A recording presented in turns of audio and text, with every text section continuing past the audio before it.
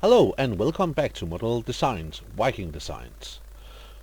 I hope you enjoyed the little time-lapse I did at the beginning of the video, which were meant to show off our next building, which are the Viking Longhouse. Probably one of the most iconic building of the Viking Age. So let's get started, shall we? Hi! Before we begin the actual tutorial, I would like to take the chance to explain a little about what I'm going to do different this time. I will try from now on and every time, if you guys want me to always start a tutorial build with a scale, as you can see before, represented by the red and black wool. And I will put the same scale to the building afterwards. This is cause I think it makes it a lot easier for the viewer, which are you guys, to see the different measurements I talk about.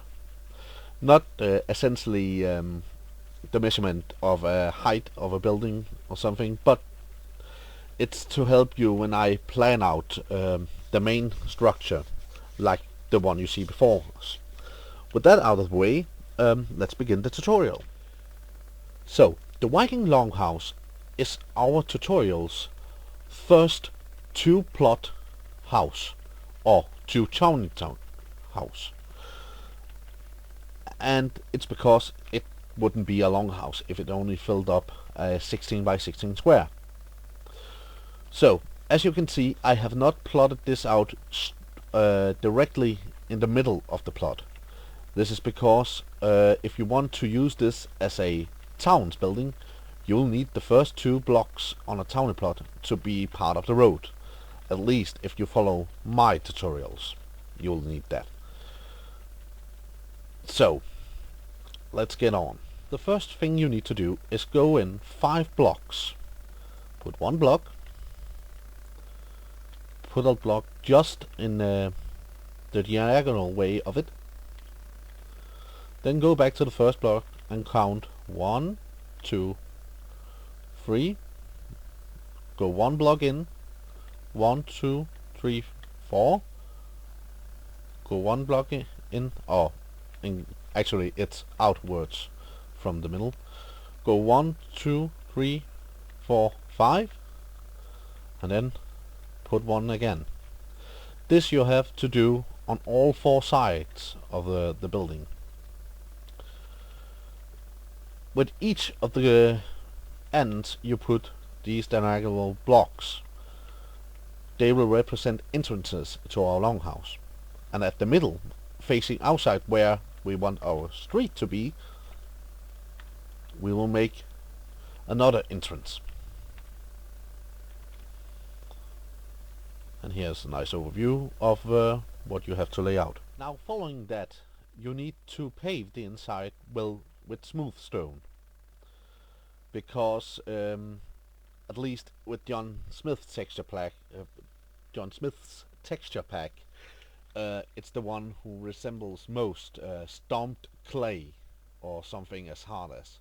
You could use clay blocks or whatever material you actually wanted to, but the fact is that the Viking houses were either stomped dirt or stomped clay, which were the inside of them.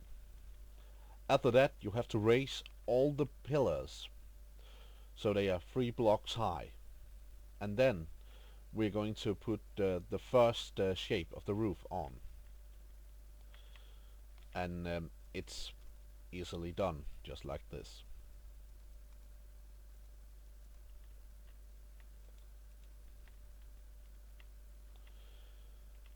The lower beam at the entrance needs to be like so.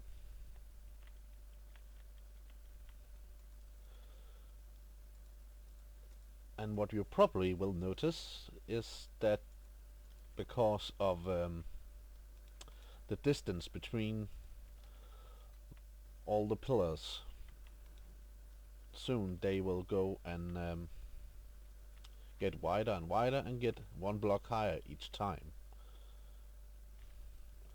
And this is on purpose. add cross beams just directly under, just to make it look a lot more stable. The middle door also needs its sort of I do not know what it's called in English, so sorry. But the gable-like structure for a roof, which are going to go outside here. Now you're going to connect all parts with a beam, just like you see here. Then we're going to take some birchwood and put it all around the building. As seen from the inside, you go or outside, follow one beam,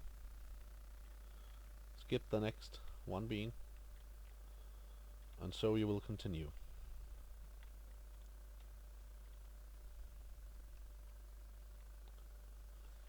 The next part is the interior design. Pretty much you can lay out the Viking house just as you want it yourself, but since this is a series on semi-historical accurate buildings, we are going to lay this longhouse out just as a traditional Scandinavian Viking longhouse. So we are going to build a stable in one end and living quarters in the other end. For the stables I put in some beams. Here 4 beams high, just like so. Then made another beam going across the gap here and made it line up with the lower end of these 2 beams, because this is when we're going to put on the roof. I used a much darker wood because inside the house it should look a little darker, because these houses didn't have actual windows. If they had anything, they had this sort of willowed window or just a hole inside. I have made a small animal pen here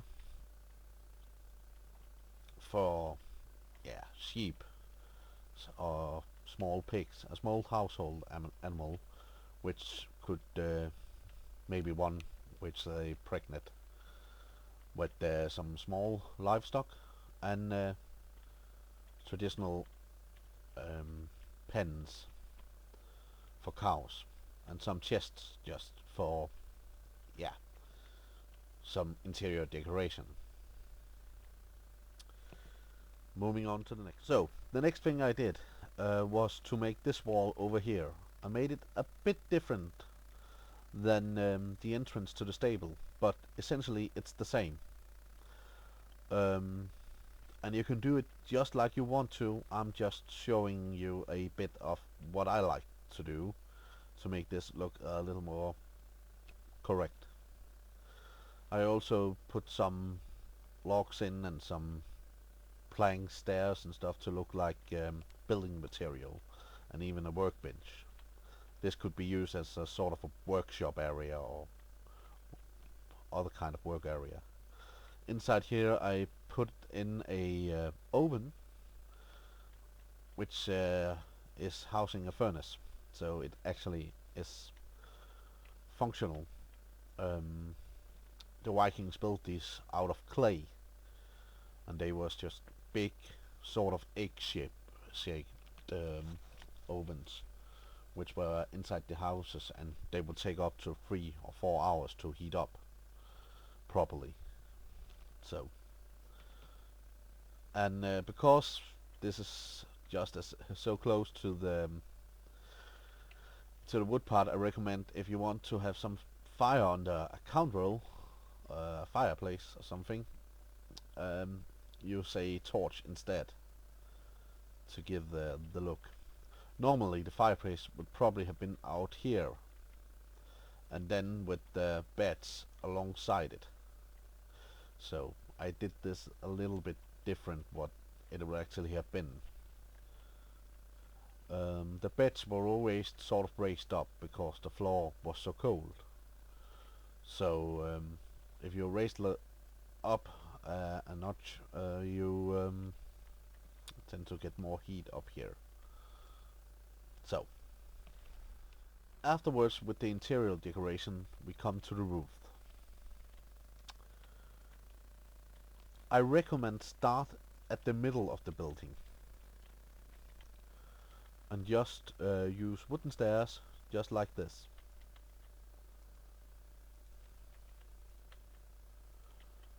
To put on the gables. Do not put anything on top of it.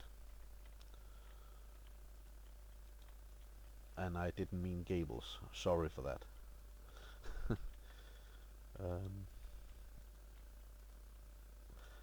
I like to let the roof go out one block over the next roof. And that's because it makes hiding the beams or the wooden logs under it much easier, and it gives a lot nicer view of the whole building.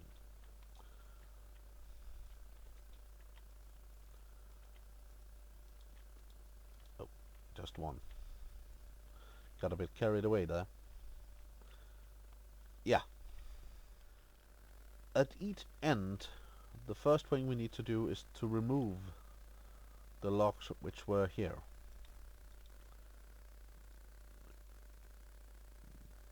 They look just like that. Remove them, and then we're going to take our stairs.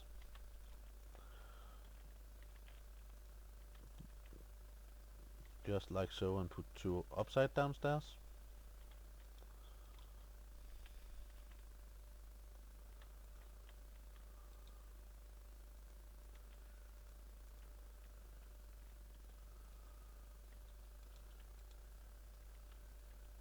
Oops. Like so. This is to make a sort of a dragon head.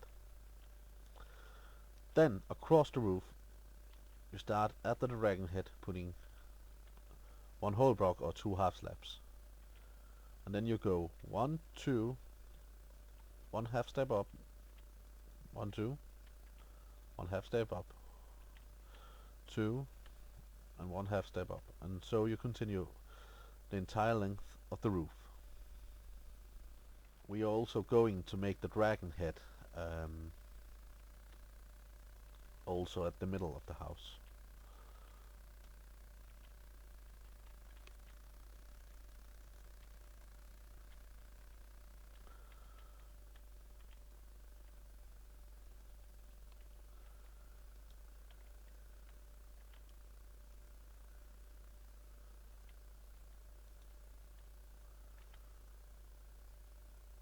Oh yeah, just like this. The dragon head here is a little bit different than the other ones, but just like this. When you make the middle of the roof, use the stairs to let it connect to each other, then it looks a lot more well connected, just like so.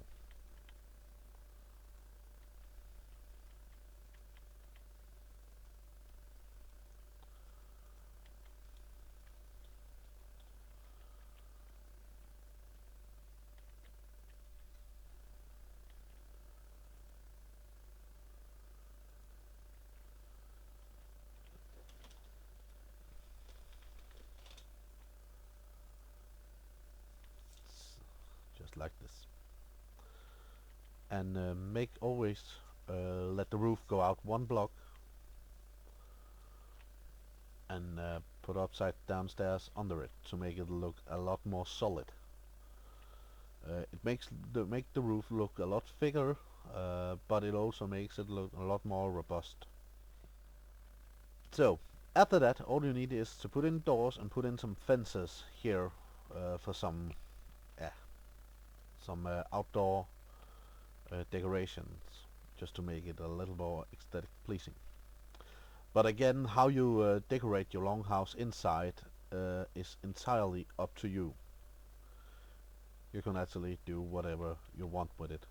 But traditionally, the longhouses were sort of divided in this way.